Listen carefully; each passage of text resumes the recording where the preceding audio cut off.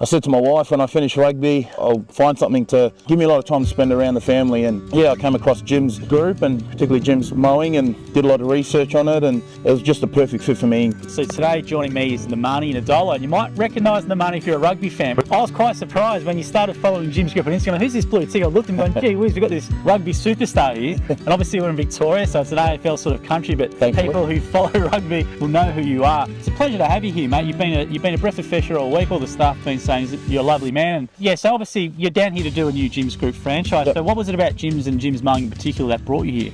Well, just the lifestyle around having your own franchise. I think the most important thing for me, coming from a sporting background to life after rugby, it can be challenging for a lot of athletes, including myself, and I wanted more time around my family. The biggest thing, when you are involved in a professional sport, you can be on the road at times for weeks on end. So I said to my wife, when I finish rugby, I'll find something to give me a lot of time to spend around the family, and sort of did the opposite when I retired. I was fortunate enough, I did get a job though. I was doing HR for a truck company, who were a very successful trucking company, and the wage was good and everything was good in that sense, but it just wasn't for me. And I'm thankful to that company, they gave me that job. But in saying that, I spent a lot of time away from the family, and I've got a little wee fella now, and spending 50, 60 hours away from the house was sort of similar to what I was doing playing rugby. And I came across Jim's group, and particularly Jim's mowing, and did a lot of research on it, and it was just a perfect fit for me, especially in I still want to be involved in the game with coaching and a bit of media on the side, and this was just a perfect fit. Yeah, because you're still doing your presenting for Stan Sports as well, which is fantastic.